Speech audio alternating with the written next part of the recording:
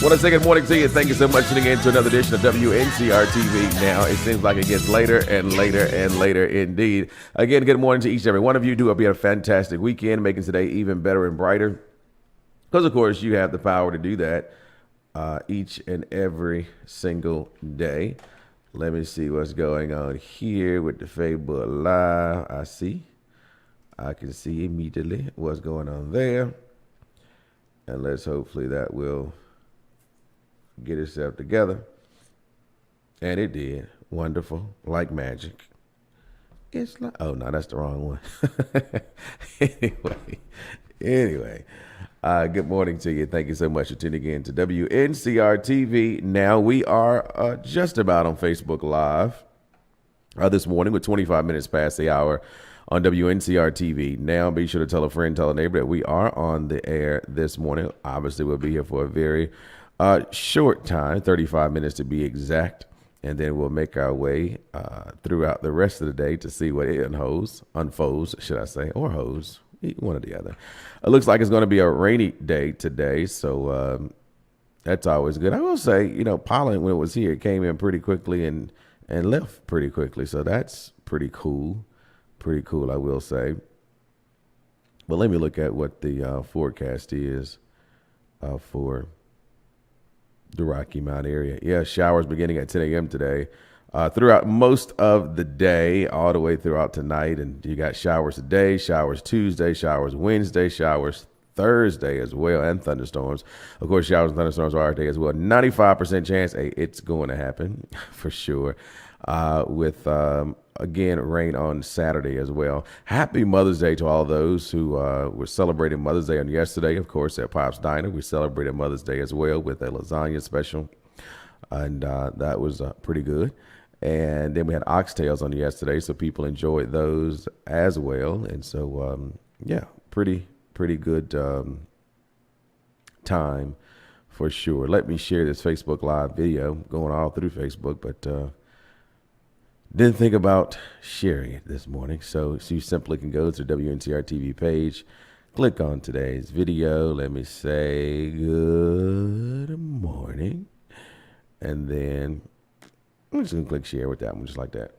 And then I want to share it over here and go. There we go. So there we go. That's what we are doing there. Sharing the Facebook Live video. Trying to do something else. All right. So, one thing happened is the new state board of elections, I'm about to say group, but the board of elections, they were sworn in the other day. And one of the things was firing the board of elections director. And their goal to bring integrity and all this kind of stuff to the Board of Elections. Okay. And then I think she wanted to give a farewell speech, and they basically adjourned the meeting there. I don't know. And maybe Board of Elections has always been a partisan situation, but it seems as though it has become hyper partisan here in the most recent. And I don't know how a hyper partisan group of people to lead with integrity is going to be realized, because when the opposing group or party is not in leadership, they're going to say they're doing this. When the other's not in leadership, they're going to say the other's doing that. And perhaps that's the way it's always been, because it's always been the governor's party controls the Board of Elections. And then how do you pick, just non-partisan people, unless you just put a group of unaffiliated members of the Board of Election, and it's no longer Republican versus Democrat, and then it's going to be, well, you still have some ideology. How do you fix that? I have no idea. I don't think anyone knows how to fix it. If they did, perhaps they would, but it's just, throwing some spaghetti at the wall and see how many strands stick. And too often, that's what a lot of political things are. And that's why a lot of things fall aside or what have you. So that's something to think about this morning as well. What will happen with the further changes of our Board of Elections in this upcoming election cycle, remembering that this year is municipal elections. And so there is an opportunity for ones to go ahead and I guess to get a test run on what can and cannot work in its upcoming municipal elections. Again, that's going to take place in October and November of this year across many municipalities in this state. And then, of course, in December, there's the filing period for our state and federal elections, in which county commissioners are running, school board members are running. Who else is running? State House members and senates are running. So every 2 years, you get an opportunity to change your North Carolina Senate House.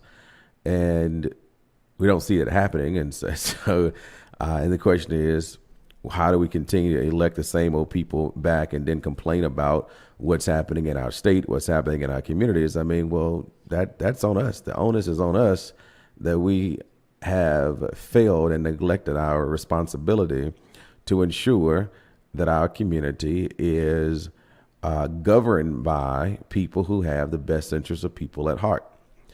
Oftentimes, they have their own self-serving issues at heart. What's going to make it good for me? How am I going to increase my family's wealth? And they can give you all this jargon about other things. But if you just use any ounce of common sense, it's easy to see. It is easy to see the type of things that continue to happen in our political system. And we'll just shake it off and say, hey, that's just the way it's supposed to go. The way it's supposed to go, that we create opportunities of built-in suffering. The way it's supposed to go is that we create opportunities of desolate valleys of education.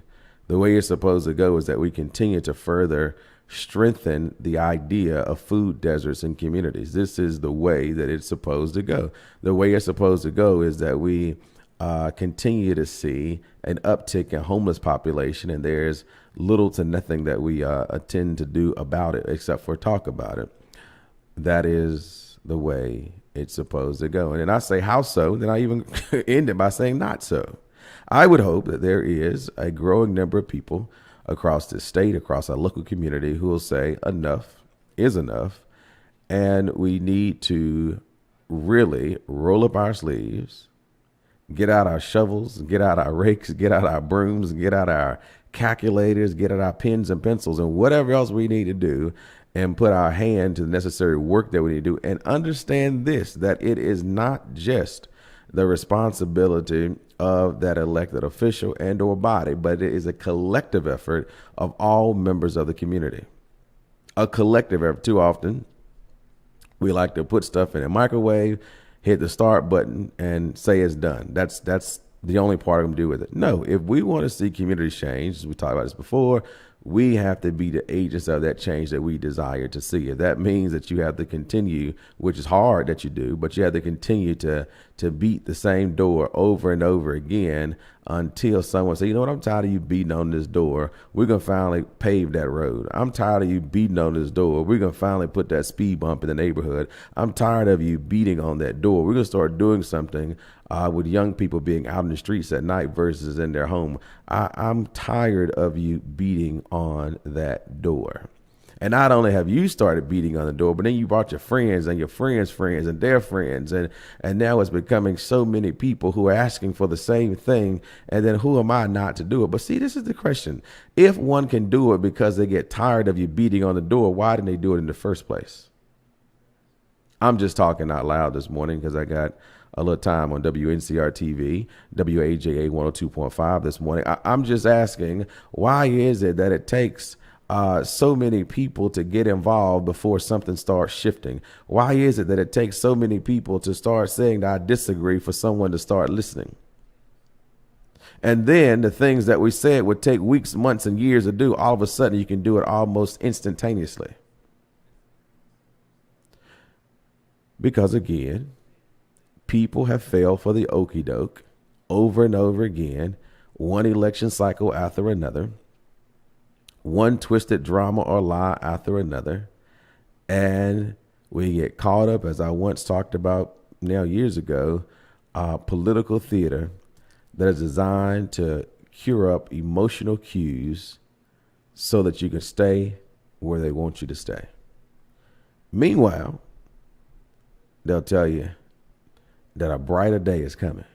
They'll tell you, just over yonder, we're going to get there. But I need to do this one more thing. It's always, we need to do this first. And your issue continues to get pushed to the back burner because we got to clear up this first. We got to do this first. Meanwhile, little children are dying in our community. Meanwhile, we're still having hard times dealing with conflict resolution. Let's talk about it. Let's talk about it at the end of the day. So, again, that's just not happening here in our local community. That's happening all across our country. All across our country, we deal with issues and concerns of others. And oftentimes it falls on deaf ear until there is so much pressure. But then sometimes, and I believe I said this before, you can get folk who will create so much media attention, individual attention on matters, and you'll still have stubborn-headed folk in elected positions who will say, I still ain't doing it. I still ain't doing it. Fortunately, many of those people get voted out of office the next time, and the damage they did, you've got to go back and repair it. So, hard-headedness makes us off. Okay. So, I'm glad that people do have the sustaining power to not forget when they deliberately just look you in your face and say, I don't care what all of y'all said. We still going to do it this way. We still going to do it this way. And that way it's just as wrong and damaging for communities. It may be wrong and damaging for the state. And certainly in many instances that we see today, things are wrong and damaging for our country.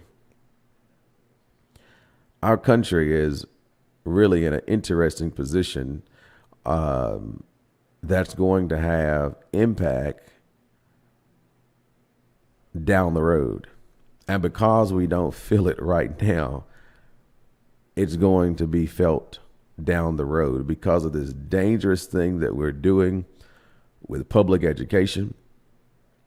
Is going to be harmful to what education will look like in years to come and as we know it. And again, these are supposed to be and will be, and they don't supposed to be, it is. These are folk who are, and I'm talking about the children who are in school, who will be in a leadership position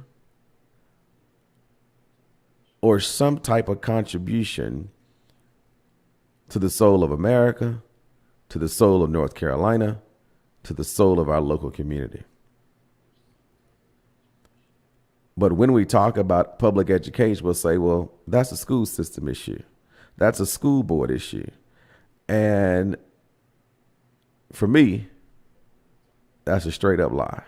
That is passing responsibility on to someone else because I choose not to connect how important education is at a county commissioner level, how important education is at a city council level, how important education is at a state level, and how important education is at a federal level.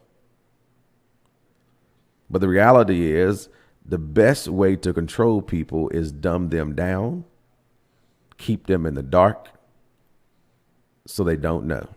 Prime example, there was and probably still is an effort of people to encourage folks not to tune into this program. And fortunately, there's so many across this community who watches faithfully, consistently, and I appreciate you. In fact, good morning to you.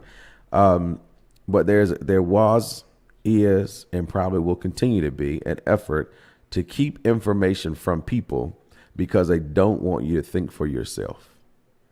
They want you to essentially eat out of the same bucket and not ask any questions. And even when the bucket is empty, they're going to tell you it's still food in there. You just got to get it. It's still some in there. You just, there it is, right? It's still there. That, my brothers and my sisters, I hope. And as I see it, what's encouraging when someone say, why does that guy get up and take his time and go to the television station and radio station and be on Facebook Live and YouTube and talk and not run any commercials and things of that nature? Why I knew where we do. One of the most enjoyable things is seeing stuff on social media where people respond to ignorant stuff with a woke mind. And when I mean a woke mind, saying, you know what, you can say stupid and dumb stuff all you want to, but the reality is I'm still dealing with this suffering in my community. The reality is I'm now seeing some of the things others been telling me all along because my eyes are becoming open to what it really is. And I no longer will I be distracted by the drama. No longer will I be distracted by the confusion or the manipulation and all of these type of things that have existed in our local community, in our state and everywhere else. That is the most rewarding thing that I get to see. And I'm not saying that I am directly a part of it, but somewhere, somehow in this thing called life, people are so interconnected that we're entering into a season where folks are waking up. Folks are waking up and saying that I can't live in this condition. I can't be making all this investment in our home to see that there's no true plan for our neighborhood. How in the world can people spend $40, $50, $100,000 in homes and yet we live next door to dilapidation? And there's no concrete plan to fix it. Only saying tomorrow's coming. Only saying we'll get there. And meanwhile can do some of the most craziest things that shouldn't even be a priority in most folks' minds. But because you have elected bodies who don't want to deal with helping people move from one place to another, and I don't mean physically move from one place to another. I mean, there can be growth right there on the same soil. How is there evidence there can be growth on the same soil? You take and plant a seed in a ground where there was nothing. Where there was nothing on the same soil in which people are living. And if you give it the proper resources that it needs, it can bring forth growth. So don't tell me that one has to move in order to have a new lease on life. That is hogwash. That is not true. It is a lie. Don't tell me that folks got to be in a certain zip code or a certain county to have access to things. That is hogwash. It is a lie. At some point, Scripture says we be faithful a few things, make rule of a minute. At some point, we got to appreciate where we are presently and saying, you're going to stop lying to me and you're going to do right by me. And in fact, until you do right by me, everything you do will fail. Hello, color purple.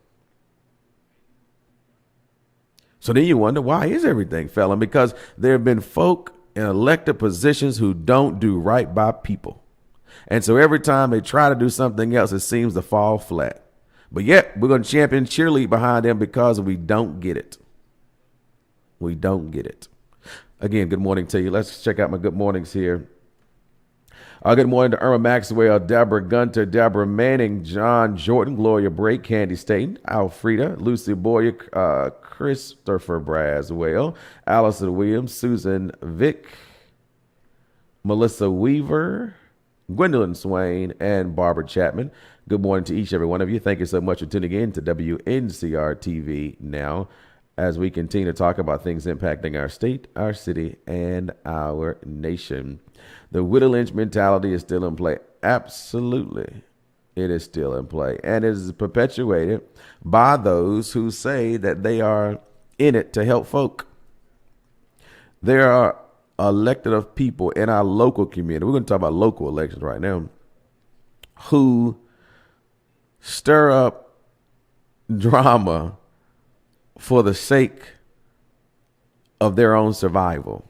Stir up drama so that you really don't see what they have not done. And I start oftentimes thinking about what we could have done and not. Let me go to the phone calls real quick. Hey, caller, good morning. Hey, good morning, Mr. Bronson. Good morning. I've been singing that song ever since I relocated back to Rocky Mount. How can we have officials that sit in front of us twice a month to tell us what the law is, but yet and still when you approach them with it, nobody gets back to you? An incident that I went down to petition, initially they called me, several people called me, but I guess they swept it out under the rug. Hell, I ain't heard nothing from nobody. What is going on? Nice to see citizens go down to this chamber and petition something that's very important to them, and nobody gets back with them. Mm-hmm. Well, why we need a city council? Mm. Why do we need one? If hell is self-serving, you're looking out for yourself. You get back with that.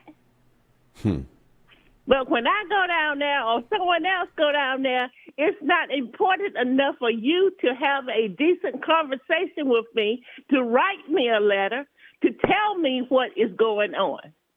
It is so unfair. If I got to put the petition in writing, then doggone it, write to me. Let me know what's going on in writing.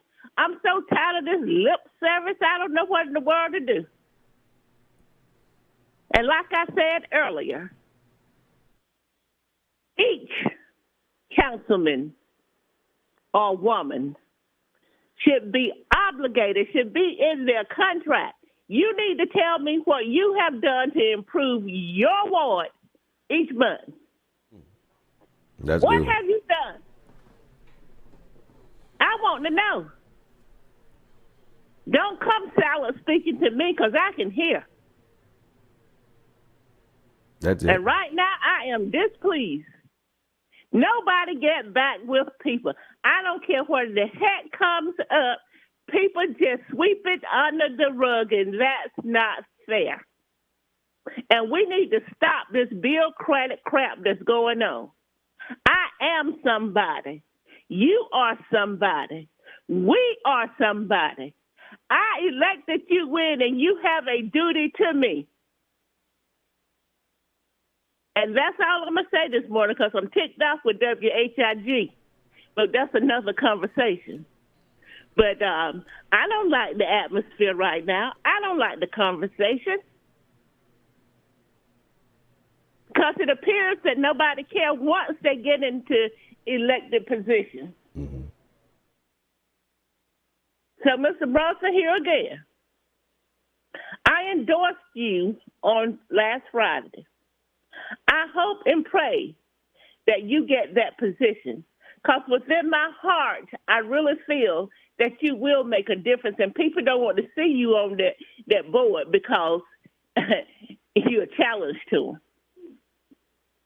Anybody that wants to see some changes need to vote for someone that is bold enough, man enough, intelligent enough, and wise enough to stick to the issues, the points, and get things done. We don't want these people up here just because anymore.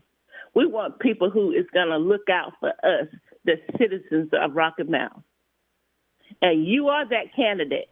You really are. And I don't care if I have people who disagree with me. You're not going to stop me from talking. Call me, text me, email me, throw crap in my yard like you've been doing, but I stand as Alice Hunt Davis. You will not stop me because my mission is to speak for those things that I see that is wrong. Thank you. Thank you. Thank you. 252-407-8432. That's 252-407-8432. You know, and it's crazy. I was about to say a voice to the voiceless. But that's in my thinking. Instead, it was in my head. I'm like, you know what? Why in the world have we built such a society that there becomes a group of voiceless people? Who in the world put people in charge to make one group of people or type of person have no voice, no value, no meaning, or no substance? Then how did we as then bystanders sit back and say absolutely nothing about it? There is things that people will do in an attempt to keep things the way that they are, and they are so blind that they don't even realize that they're suffering at the same time. You sitting here trying to hold up somebody else, some other doctrine, some other politician, and meanwhile, even you are sitting there suffering too. Wake up. Again, it don't take rocket science. And I've said this before, people got mad before, and I hope by now people understand that, one, I really don't care about losing elections. Win, lose, or draw, that really ain't even. I hope that through the process of an election, we have robust conversation that leads to meaningful change in communities.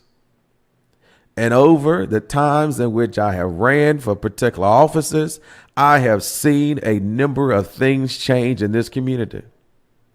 And when the elected officials or the city management or those whoever be honest about it, they'll say, hey, this was advocacy because of individuals like you. When we go back and look at how the City of Rocky Mount City Council meetings were not recorded and the investment that they made into those things. Advocacy need more transparent government, need people to be able to, because I remember, again, those who've been watching the show and know about it, I remember sitting in my dorm room at East Carolina University and was able to see a live discussion of a Greenville City Council meeting. So it had to be 2005. And ever since then, I've been advocating for the City of Rocky Mount to have their meetings televised.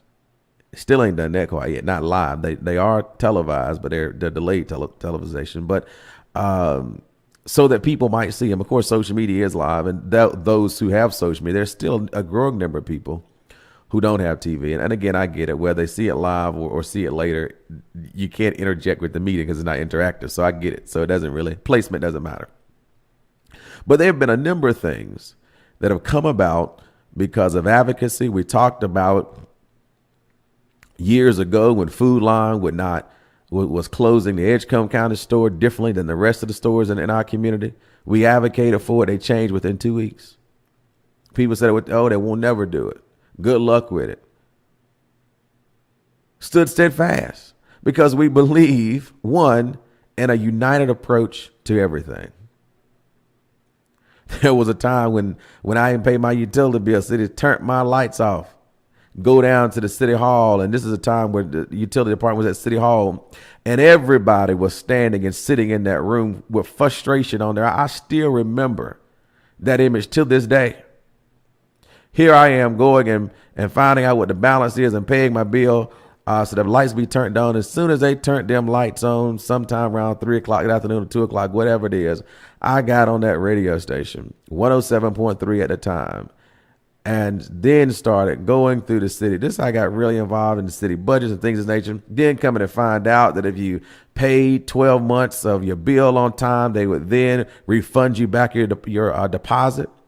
After that, it was a requirement that the agents inside City Hall tell you that when you connect your service now, that within 12 months of timely payment, you're eligible for a refund of your deposit. They didn't tell people that before, but it was because of advocacy that we did. Whether people liked it or don't, I want to change what people see and think about Rocky Mount in the most positive way possible. And so when you check my track record, you will see those are the things that I've been engaged in time and time again when it came to advocacy for our school system.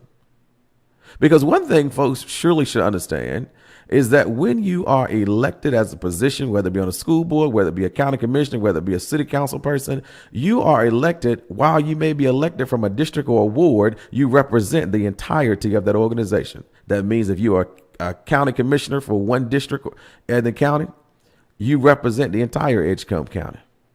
If you are elected from one ward in Rocky Mount, you are concerned or should be concerned about the entire city of Rocky Mount. So that means that if you are a Nash County living ward member, you ought to be just as concerned about Edgecombe County. Or if you're a Ward, 3 representative, you ought to be concerned about Ward 6 just as much. That's just the reality of things that we should be concerned about. Ought to be concerned about. But I hope and pray and will work at and will continue to work at people getting true information and not these made up lies that people continue to perpetuate through our community. Hey, caller. Mr. Bronson, I said those exact words to somebody last week. I don't know who it was, but if I come to that city council with an issue, it's not just my ward.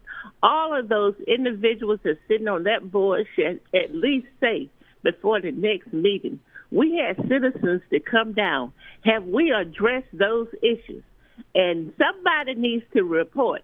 It's just not like you said. Councilman Blackwell, I use him because he's my councilman.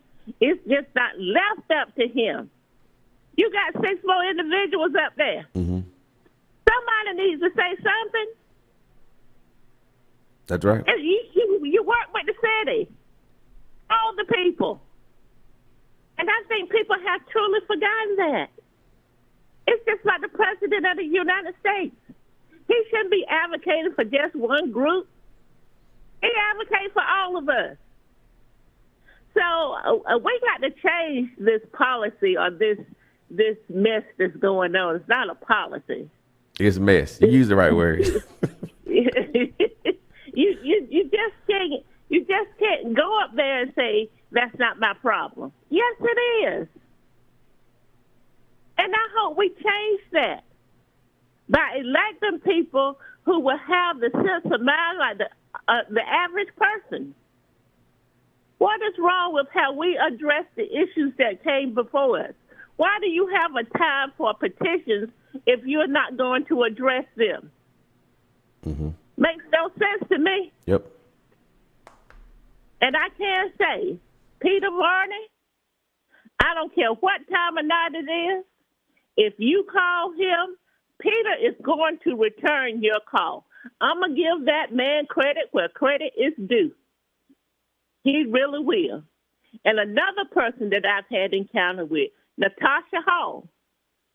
She is a person who worked for the city, and she will return a call to you. And that's what we need in the city of Rocky Mount.